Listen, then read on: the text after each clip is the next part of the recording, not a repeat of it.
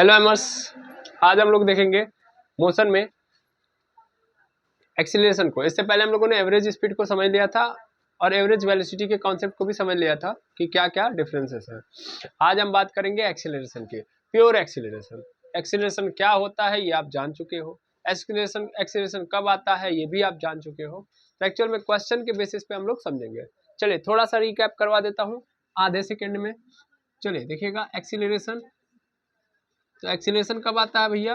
जब non uniform motion होता है। आपको आई थिंक डायग्राम याद होगा कि मोशन दो टाइप का होता है, एक होता है यूनिफॉर्म और एक होता है नॉन यूनिफॉर्म। तो यूनिफॉर्म मोशन का मतलब ये होता है कि इक्वल डिस्टेंस ट्रेवल कर रहा है इक्वल टाइम में, तो ऐसे मोशन को हम लोग यूनिफॉर्म मोशन कहेंगे, है ना। यानी हर बार स्पीड उसकी चेंज नहीं हो रही है, यानी स्पीड जब चेंज नहीं हो रही है तो ऐसे मोशन को हम लोग क्या बोलेंगे? Uniform motion. यानी एक जर्नी के दौरान एक ऑब्जेक्ट का जो स्पीड शुरुआत में रह रहा है वही बाद में भी रह रहा है, तो ऑलवेज उसकी स्पीड में कोई चेंज नहीं आ रहा है, तो इस कंडीशन में ऐसे मोशन को हम लोग क्या बोलेंगे? यूनिफॉर्म।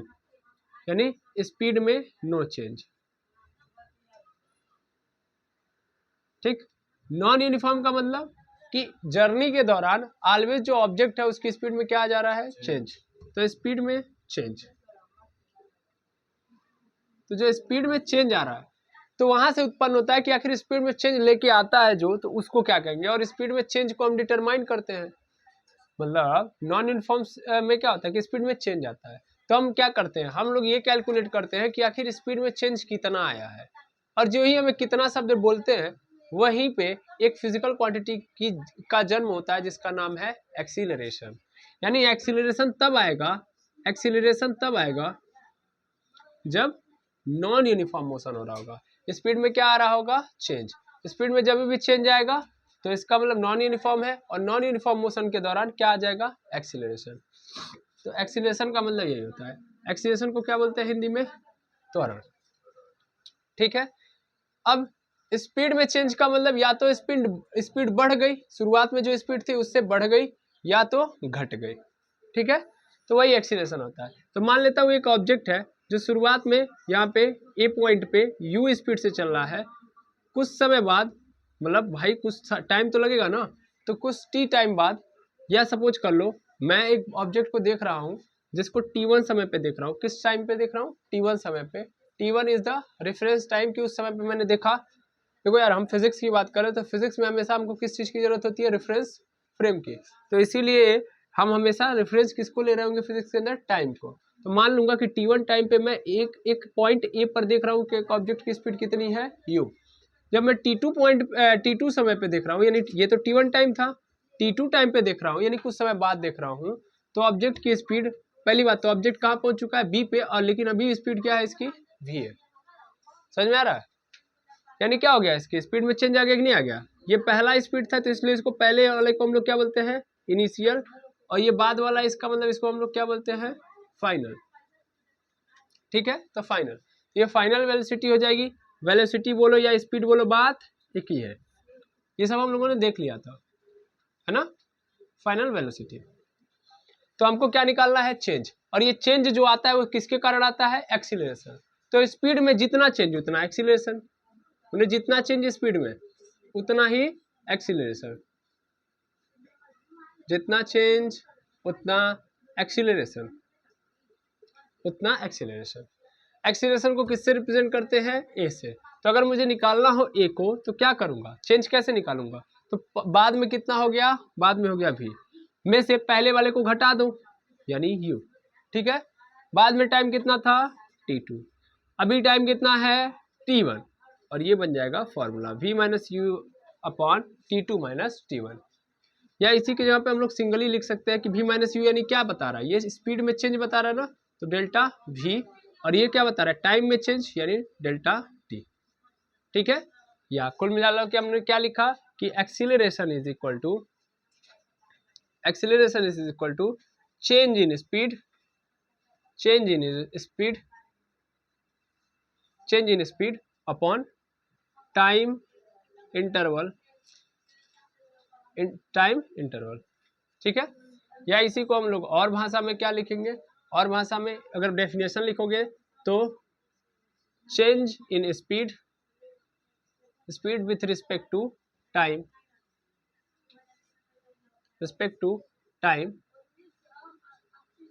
it is acceleration. तो ये क्या होगा, एक्सीलरेशन होगा। ठीक है, ये बात। एक्सीलरेशन कैसी क्वांटिटी है, एक्सीलरेशन की अगर मैं बात करूं यूनिट की, चलो क्वांटिटी देख लो कौन सी क्वांटिटी है, किस प्रकार की, तो ये स्केलर सॉरी वेक्टर क्वांटिटी है। कैसी क्वांटिटी है, वेक्टर क्वांटिटी है। कैसी क्वांटिटी, वेक्टर क्वांटिटी। और वेक्टर क्वांटिटी होगी तो इसका मतलब ये जीरो भी हो सकती है, ये पॉजिटिव भी हो सकती है और निगेटिव भी हो सकती है, बिल्कुल।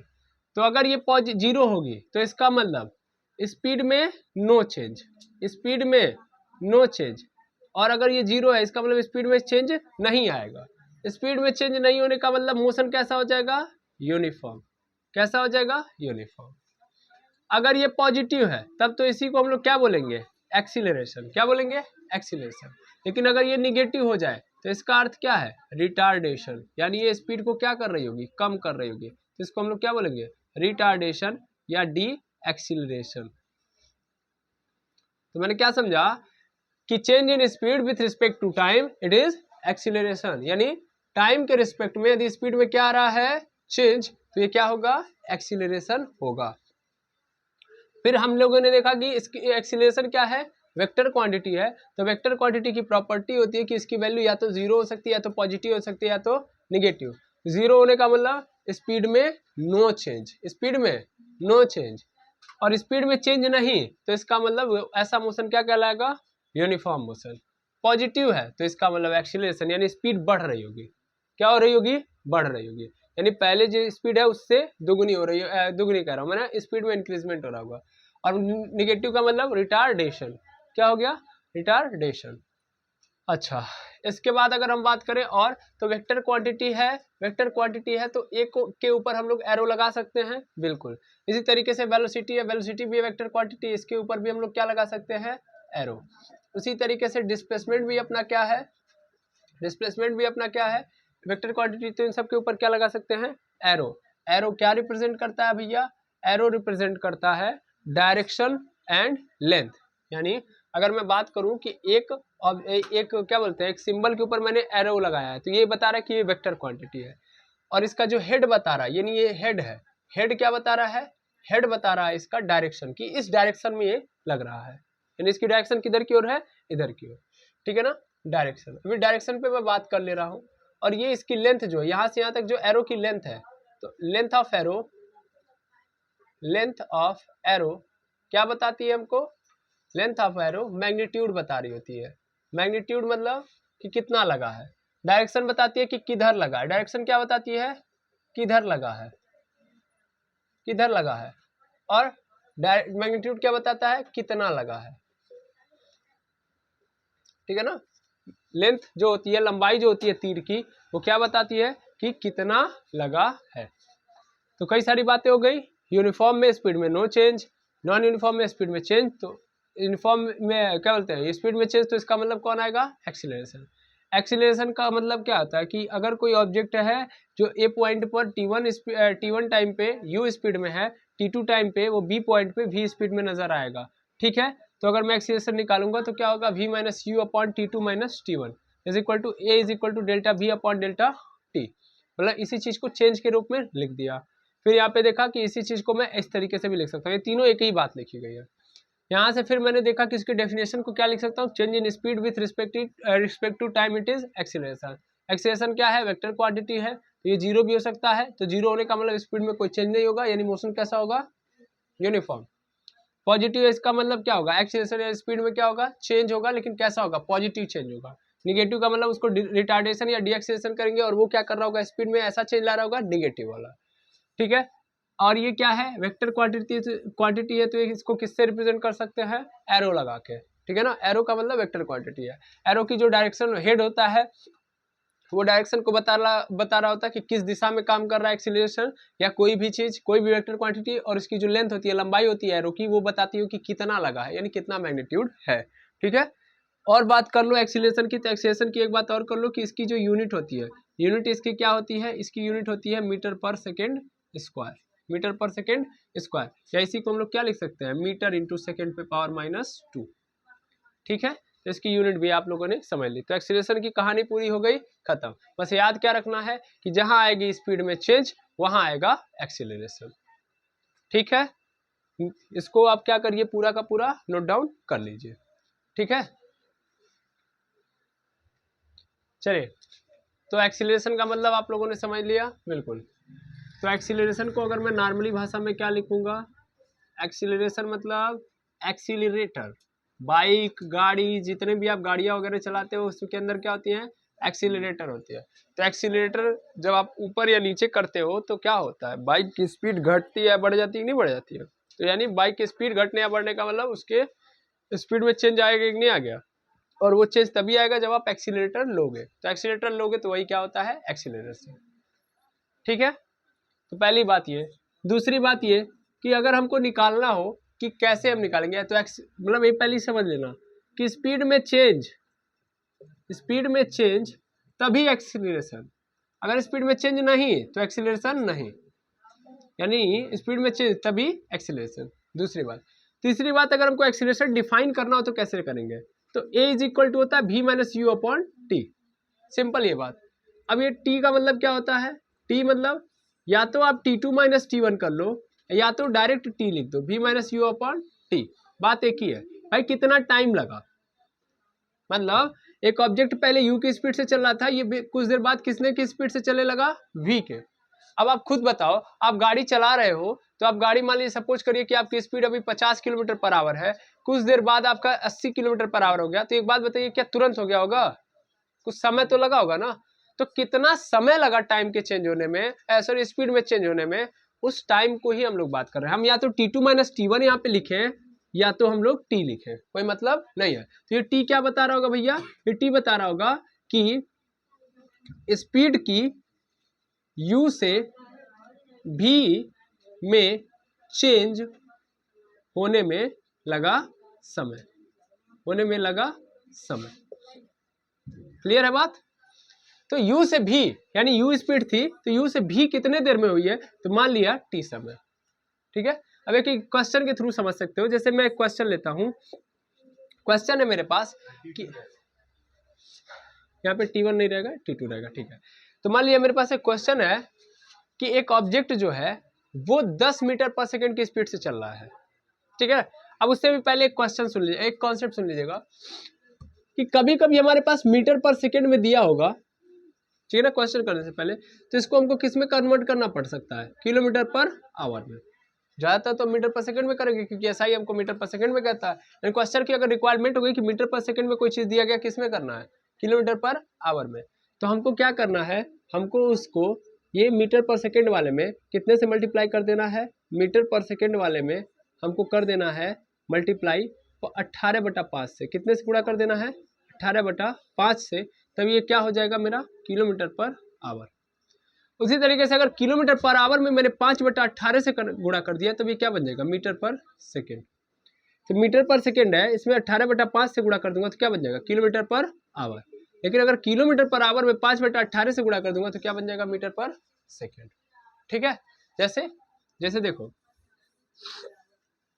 मेरे पास है 36 किलोमीटर पर आवर, है ना, लेकिन मेरी क्वेश्चन की रिक्वायरमेंट है कि नहीं भैया, किस में लेके चलना है आपको, मीटर पर सेकेंड में। तो क्या करूंगा मैं, 5/18 से गुणा कर दूंगा।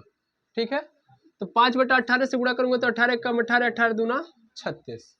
अब 2 का गुणा 5 में कर दिया, 2 पचे 10। अब ये किलोमीटर कन्वर्ट हो गया किस में, मीटर में, और आवर कन्वर्ट हो गया सेकेंड में, तो मीटर पर सेकेंड, खत्म। समझ आई बात। उसी तरीके से अगर हमारे पास ऐसे दे दिया गया 20 किलोमीटर पर आवर है स्पीड, 20 किलोमीटर पर आवर है, तो इसको किस में कन्वर्ट करना है, अरे भाई सॉरी 20 मीटर पर सेकेंड स्पीड है, हमको इसको किस में करना है, किलोमीटर पर आवर में। तो कितने से मल्टीप्लाई कर दूंगा, 18/5 से। तो 5 से 20 कट जाएगा कितनी बार में, 4 बार में, 4 8 18 चौके 72, 18 54 18 चौके 72, मीटर चला जाएगा किलोमीटर में और सेकेंड चला जाएगा आवर में। क्या बात समझ में आ रहा है, हाँ या ना, बिल्कुल सर। तो याद रखेंगे, क्या याद रखेंगे, इसको नोट डाउन कर दे रहा हूं मैं कि मीटर पर सेकेंड से किलोमीटर पर आवर में बदलने के लिए 18/5 से गुणा कर देते हैं, ठीक है, पहला। दूसरा पॉइंट इसमें कि अगर किलोमीटर पर आवर दिया है, इसको हमको किस में करना हो, मीटर पर सेकेंड में बदलने के लिए 5/18 से गुणा कर देते हैं, ठीक है। क्लियर है बात? ये बातें आप याद रखेंगे, बहुत इंपॉर्टेंट है। कई लोगों के मन में शक आ रहा होगा कि सर ये जादुई नंबर है, ऐसा कैसे, कि हम लोग कहाँ से ये जादू वाला याद करना पड़ेगा। जादू वादू नहीं है, आप खुद आप ऑब्जर्व करेंगे ना तो ये चीजें समझ में आ जाएंगी। चलिए मैं वो भी बता दे रहा हूँ, ठीक है। देखो कैसे आखिर 18/5 या 5/18 क्यों लेना है, ठीक है, देखना चाहेंगे? बिल्कुल सर, काहे नहीं देखेंगे। तो चलिए 1 किलोमीटर पर आवर है, इसको हम लोग किस में कन्वर्ट करते हैं, मीटर पर सेकंड में। 1 किलोमीटर के अंदर कितने मीटर होते हैं, 1000 मीटर होता है। 1 घंटे के अंदर कितना सेकंड होता है, 3600 सेकंड होता है। रख दिया 2 जीरो से 2 जीरो शहीद, कितना बच गया, 10/36 मीटर बटा सेकेंड। अब 36 है, अब मैं इसको और काटूं तो कितना हो जाएगा, 2 पचे 10 और ये हो जाएगा 18 बार में, तो कितना आ गया, 1 किलोमीटर पर आवर की जगह पे क्या आ गया बाबू, 1 किलोमीटर पर आवर की जगह पे आ गया 5/18, यहाँ पे क्या आ गया, मीटर पर सेकेंड। आ गया कि नहीं आ गया? तो 1 किलोमीटर पर आवर की वैल्यू हमको मिल गई 5/18 मीटर पर सेकेंड। उसी तरीके से अगर हमको इसकी वैल्यू चाहिए, यानी मीटर पर सेकंड की वैल्यू चाहिए, तो हम इसको इधर भेज देंगे, 18 इधर 5 नीचे, तो यानी 18 का गुणा 1 में हो जाएगा, तो 18 कम 18 और 5 आ जाएगा नीचे, तो 18/5 किलोमीटर पर आवर, और यहाँ पे क्या है, मीटर पर सेकेंड। तो अगर हमको मीटर पर सेकेंड बोला तो मीटर पर सेकेंड की जगह पे हम क्या डाल देंगे, ये, यानी मीटर पर सेकेंड से हमको किलोमीटर पर आवर में बोला तो कितने से गुणा कर देंगे, 18/5 से, ठीक। और ऐसे ही देखो यहाँ पे 1 किलोमीटर पर आवर है, तो किलोमीटर पर आवर को मीटर पर सेकंड में करना है, तो कितना कर देंगे, यानी 1 किलोमीटर पर आवर की जगह पे कितना लिख देंगे, 5/18 मीटर पर सेकंड, ठीक है, ठीक। अब क्वेश्चन देखिएगा ताकि एक्सीलरेशन फील कर पाए आप। तो क्वेश्चन है मेरे पास कि 40 मीटर पर सेकंड की स्पीड से एक ट्रक चल रहा था, एक ट्रक है, हम कार ले लेते हैं, कार जो है बेकार है, और ये क्या कर रहा है, ये अभी 40 मीटर पर सेकंड की स्पीड से चल रहा है। फिर कुछ देर बाद जब मैं देखूंगा कार, तो ये कुछ देर बाद मुझे दिखाई दे रहा कि यही जो कार है ना, यही जो कार है, ये कार अब 20 मीटर पर सेकंड की स्पीड से चलने लगा, यानी इसकी स्पीड क्या हो गई है, कम हो गई है ना। और 40 मीटर पर सेकंड से 20 मीटर पर सेकंड में इसको जाने में कितना समय लगा बाबू, तो 10 सेकंड लग गया। कितना सेकंड, 10 सेकंड। यानी पहले कार की स्पीड थी 40 मीटर पर सेकंड, 10 सेकंड बाद इसकी स्पीड हो जाती है 20 मीटर पर सेकंड, ठीक है। तो क्वेश्चन वाला ये कह रहा है कि तुम बताओ बाबू क्या एक्सीलरेशन आया है। तो फर्स्ट क्वेश्चन, क्या स्पीड में चेंज आया है, बिल्कुल स्पीड में चेंज आया है। तो स्पीड में चेंज आया है तो एक्सीलरेशन आया है। आगे लिखा तो है एक्सीलरेशन मतलब एक्सीलरेटर, यानी एक्सीलरेटर दबाया है, चाहे नीचे चाहे ऊपर, है ना। तो स्पीड में चेंज तभी एक्सीलरेशन, तो एक्सीलरेशन निकालते हैं। 40 मीटर पर सेकंड शुरुआत में थी इसलिए इसको क्या मानेंगे, यू। बाद में कितनी हो गई 20, तो इसको क्या मानेंगे, भी। टाइम कितना लगा, टी कमांड 10। मिल गया सब। पहले क्या लिखते हैं कभी भी फिजिक्स के क्वेश्चन में कि क्या दिया गया है, तो ये जो दिया गया है वो मिल गया, उसको रख देते हैं। तो जब कोई मिल गया तो उसको रख देते हैं। तो इज इक्वल टू भी की वैल्यू 20 माइनस यू की वैल्यू 40, पूरे के नीचे कितना समय लगा बाबू, 10। तो 20 में से 40 तो जाएगा नहीं, तो मजबूरन 40 में से 20 जाएगा, तो मजबूरन 40 में से 20 जाएगा, तो माइनस लेके आएगा, क्योंकि 40 वाला बड़ा है 20 वाला छोटा है। तो माइनस 40/20/10, 10 से काट दूंगा 20 को, तो ए इज इक्वल टू क्या आ जाएगा, -2 मीटर पर सेकेंड। यहाँ हमने कुछ कहा नहीं, तो क्या हो गया, ए इज इक्वल टू -2 मीटर पर सेकेंड स्क्वायर। लास्ट में क्या लिखेंगे, ए इज इक्वल टू मीटर पर सेकेंड स्क्वायर, बिकॉज ए की यूनिट क्या होती है, मीटर पर सेकेंड स्क्वायर, या मीटर इंटू इस सेकेंड स्क्वायर को ऊपर लेके चला जाऊंगा तो सेकेंड पे पावर -2, ठीक है। तो ए की वैल्यू ये आ गई वैल्यू। यहाँ पे माइनस लगा है तो इसका मतलब क्या होगा, स्पीड में डिक्रीजमेंट, यानी ये स्पीड में या स्पीड को घटा रहा होगा, स्पीड को घटा रहा है। अब मतलब समझना, मतलब ये कह रहा है कि हर सेकेंड में 2 मीटर पर सेकेंड स्पीड क्या हो रही होगी, घट रही होगी। स्पीड को क्या कर रहा है, घटा रहा है। तो ये कैसा एक्सीलरेशन है, रिटार्डेशन। D acceleration. अब खुद भी तो देख सकते हो 40 मीटर पर सेकेंड की स्पीड से चल रहा था ऑब्जेक्ट, 10 सेकेंड बाद कितना हो गया 20 मीटर पर सेकेंड। हर सेकेंड क्या कर रहा है ये 2 मीटर पर सेकेंड कम कर रहा है नहीं कर रहा है, यानी 40 है, एक सेकेंड बाद कितना हो जाएगा 38, दूसरे सेकेंड में 36, तीसरे सेकेंड में 34, चौथे में 32, पांचवें में 30, छठवें में 28, सतवें में 26, आठवें में 24, नौवें में 22 और 10वें में क्या हो गया 20। 10 सेकेंड बाद क्या हो गया 20 हो गया कि नहीं हो गया। हर सेकंड में क्या हो रहा है स्पीड 2 मीटर पर सेकंड घट रहा है। तो आई होप ये बात समझ में आ गई होगी, एक्सीलरेशन कैसे काम करता है, एक्सीलरेशन पे कैसे क्वेश्चन लगाएंगे, समझ में आ गया बिल्कुल। और क्वेश्चन देखा जाए, ठीक है। तो एक कार है जो बेकार है और उसकी स्पीड अभी कितनी है 40 मीटर पर सेकेंड, कितनी है 40 मीटर पर सेकेंड। तो 40 मीटर पर सेकेंड है ये कार, और कुछ देर बाद इसकी जो स्पीड है वो स्पीड कार आप समझ लीजिएगा, टाइम नहीं है कि हम उसको रचेंगे, ठीक है। तो 40 मीटर पर सेकेंड से इसकी स्पीड हो जा रही है 100 मीटर पर सेकेंड, कितनी हो जा रही है 100 मीटर पर सेकेंड, ठीक है। और जो टाइम लग रहा है वो कितना लग रहा है 30 सेकेंड, कितना लग रहा है 30 सेकेंड, यस और नो। तो ये बाबू शुरुआत में है ना, तो शुरुआत वाली स्पीड को हम लोग किससे डिनोट करते हैं यू से, ये बाद वाली स्पीड है इसको डिनोट कर देंगे v से। टाइम कितना लगा बाबू 30 है ना, यानी 40 से 100 में जाने में कितना समय लगा है 30। तो चलो acceleration is equal to v minus u upon t, formula यही होगा। ओके चलो देखो a की वैल्यू निकालनी है, v की वैल्यू कितनी है, v की वैल्यू है 100 क्योंकि बाद में इतने ही जा रही है। शुरुआत में कितना था भैया 40, टाइम कितना लगा 30, 40 में से 100 में से 40 चला जाएगा कितना हो जाएगा 60 ऊपर बट्टा 30, 0 से 3 से 3 दूना 6, यानी कितना आ गया 2 मीटर पर सेकेंड स्क्वायर। एक्सीलरेशन क्या है 2 मीटर पर सेकेंड स्क्वायर, इसका मतलब हर सेकेंड में कितनी स्पीड बढ़ रही होगी 2 मीटर पर सेकेंड। और यहाँ पे पॉजिटिव आया कि नहीं आया, देखो यहाँ पे पॉजिटिव आया है, इसका मतलब यहाँ से खुद दिख रहा है कि पॉजिटिव है। क्यों पॉजिटिव है, तो यहाँ पे आपको ऑब्जर्व हो गया होगा पॉजिटिव है इसलिए स्पीड देखो बड़ी है, अदरवाइज ये क्या हो जाती घट जाती, ठीक है। आई होप यहाँ तक सभी की सभी बातें क्लियर हो गई होंगी, हाँ या ना, ठीक है। तो एक क्वेश्चन और देखते हैं हम लोग, इसको नोट कर लीजिए आप। चलिए देखिएगा ये हमारे सामने दो क्वेश्चन है जो बहुत छोटे छोटे हैं। देखिएगा पहला क्वेश्चन है कि एक बस जो है अपनी स्पीड को इंक्रीज कर रही है 36 किलोमीटर पर आवर से 72 किलोमीटर पर आवर, यानी अपनी स्पीड वो मतलब शुरुआत में इसके पास उस बस की स्पीड कितनी थी 36 किलोमीटर पर आवर, बाद में अपनी स्पीड को कितना कर लेती है 72 किलोमीटर पर आवर का, क्या है कि उसको जल्दी चलना है, ठीक है ना। और समय कितना लेता है 10 सेकेंड। तो कह रहा है इसका एक्सीलरेशन कितना होगा, यानी कितना उसने गाड़ी को एक्सीलरेट किया है। ओके चलो देखते हैं। तो सबसे पहले फिजिक्स के अंदर हमको ये देखना चाहिए कि गिवन क्या क्या है, गिवन मतलब क्या क्या दिया गया है। तो सबसे पहले ये दिया गया कि शुरुआत में उसकी स्पीड कितनी थी 36 किलोमीटर पर आवर, यानी यू की स्पीड है, u is equal to 36 kilometre per hour, है ना। अच्छा फिर क्या लिखा गया v की वैल्यू यानी बाद में कितनी हो जा रही है तो 72 किलोमीटर पर आवर, ठीक है बिल्कुल। और टाइम कितना ले रहा है तो टाइम इज इक्वल टू है 10 सेकेंड, ठीक है। चलो अब इस चीज को समझते हैं।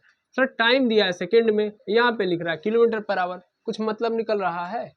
उससे भी बड़ी बात ऑप्शन में हमारे पास सब मीटर पर सेकेंड में दिया गया है, तो किलोमीटर पर आवर लेके चलेंगे नहीं, यानी इसको हम लोग किस में लेके जाएंगे मीटर पर सेकेंड में। और हम लोगों ने क्या सीखा है कि मीटर पर सेकेंड में लेके जाना है भैया तो 5/18। अब ऐसे भी याद कर लेना कि मीटर पर सेकेंड में ले जाने का मतलब क्या 5/18 से करते हैं, किलोमीटर पर आवर में ले जाना है तो किससे करते हैं 18/5। कैसे याद रखोगे कि कब 5/18 कब 18/5। तो किलोमीटर से किस में ले जा रहे हो मीटर में, यानी छोटे में जा रहे हो। और आप 18 और 5 में कौन बड़ा होता है, कौन छोटा होता है, 5 छोटा होता है ना। तो देखो जब बड़े से छोटे में ले जाओगे तो छोटा वाला ऊपर रहेगा, यानी 5 ऊपर रहेगा 18 नीचे। अब ऐसे ही मीटर पर सेकंड से किलोमीटर पर आवर में ले जाओगे तो मीटर क्या है छोटा है और किलोमीटर बड़ा है, तो छोटे से जब बड़े में ले जाओगे तो बड़ा वाला क्या हो जाएगा ऊपर, यानी 18 वाला ऊपर। अब देखो 18 से 36 कट गया 2 बार में, तो और 5 का गुणा हो जाएगा 2 में, तो क्या हो जाएगा 10 मीटर पर सेकेंड। अच्छा इसको भी बदलना है तो 5/18 से गुणा कर दिया, 5/18 से करूंगा तो 18 चौके 72 और 4 पचे 20, क्या हो गया ये 20 मीटर पर सेकेंड हो गया। अब सब सही हो गया। अब एक्सीलरेशन निकालना है, acceleration is equal to v minus u upon t. v की वैल्यू कितनी है भैया 20 है, u की वैल्यू कितनी है 10 है, टाइम कितना लगा चेंज होने में 10, तो 20 में से 10 चला जाएगा कितना बचेगा 10, 10/10 कैंसिल हो गया मीटर पर सेकेंड, यानी 10 से 10 एक बार में कैंसिल, तो 1 मीटर पर सेकेंड। क्लियर है, दैट इज योर आंसर। ठीक है, इसी तरीके से सेकंड क्वेश्चन देखते हैं। कह रहा है कि एक बस जो है वो मूव कर रही है एक स्ट्रेट लाइन यानी सीधी रेखा में एक बस मूव कर रही है, चल रही है, किस स्पीड से 20 मीटर पर सेकेंड, 20 मीटर पर सेकेंड की स्पीड से चल रही थी। अचानक से ड्राइवर को क्या सूझा, अचानक से ड्राइवर ने क्या किया 4 मीटर पर सेकेंड स्क्वायर का एक्सीलरेशन डाल दिया, यानी 4 मीटर पर सेकेंड स्क्वायर की स्पीड से एक्सीलरेशन से एक्सीलरेट करना स्टार्ट कर दिया बस को। ठीक है, तो कह रहा है कि 2 सेकेंड बाद स्पीड कितनी हो जाएगी, पहले कितने की स्पीड से चली थी 20 मीटर पर सेकेंड की स्पीड से, 2 मीटर पर सेकेंड स्क्वायर का क्या लग गया एक्सीलरेशन, तो स्पीड में क्या आएगा चेंज, क्योंकि एक्सीलरेशन आएगा तो स्पीड में क्या आएगा चेंज, और स्पीड में आएगा चेंज, तो वही पूछ रहा है 2 सेकेंड बाद कितना स्पीड में आएगा चेंज। ठीक है, तो अभी फिर से वही काम करो, क्या क्या गिवन है उसको देखो। गिवन सबसे पहले ड्राइवर जो बस चला रहा था उस बस की स्पीड कितनी थी 20 मीटर पर सेकेंड, इसका मतलब ये इनिशियल स्पीड है ना, यानी इनिशियल यानी यू का मान कितना हो गया 20 मीटर पर सेकेंड। ठीक है, अच्छा उसके बाद इसने एक्सीलरेशन लगाया, तो एक्सीलरेशन की वैल्यू है 2 मीटर पर सेकेंड स्क्वायर, है ना, कितना टाइम तक लगाया हुआ है 2 सेकेंड तक। तो ये कह रहा है बाद में स्पीड कितनी हो रही है, तो क्या पूछ रहा है आपसे पूछ रहा है बाद में स्पीड इसकी कितनी हो जा रही है, यानी फाइनल वेलोसिटी, हाँ या ना। तो फिर से वही फार्मूला लगाओ और उसके अंदर रखो, a इज इक्वल टू क्या होता है v minus u upon t. A की वैल्यू कितनी है सर, ए की वैल्यू इस बार गिवन है, ए की वैल्यू है 2, बाद में स्पीड कितनी हो जा रही है भैया, बाद में वही नहीं पता सर, माइनस यू पहले कितनी थी स्पीड तब 20, टाइम कितना लेना है हमको, यानी कितने टाइम तक रखना है इसको 2, है ना सर। यहाँ पे a इज इक्वल टू 4 है, that is my mistake, a is equal to 4। चलो देखो, तो क्या करूंगा मैं 4 से मल्टीप्लाई कर दूंगा 2 में, 4 2 जा 8, यानी यहाँ पे देखोगे तो 4 2 जा 8 is equal to v minus 20, हमें तो v की वैल्यू चाहिए तो हम इसको अकेले कर देंगे, यानी इस 20 को हटा देंगे, 20 माइनस में इधर आएगा तो प्लस में, तो कितना हो जाएगा मेरे पास, तो ये 8 पहले से रहेगा, ये माइनस से इधर आएगा तो प्लस में, तो ये कितना हो जाएगा यहाँ पे 20 is equal to v, that implies कर लो v इज इक्वल टू 20 और 8 कितना हो जाएगा 28 मीटर पर सेकेंड, यानी पहले स्पीड कितनी थी 20, 2 सेकेंड बाद अगर मैं 4 मीटर पर सेकेंड स्क्वायर का एक्सीलरेशन यानी एक्सीलेटर लूंगा तो 2 सेकेंड बाद स्पीड कितनी हो जाएगी 28 मीटर पर सेकेंड।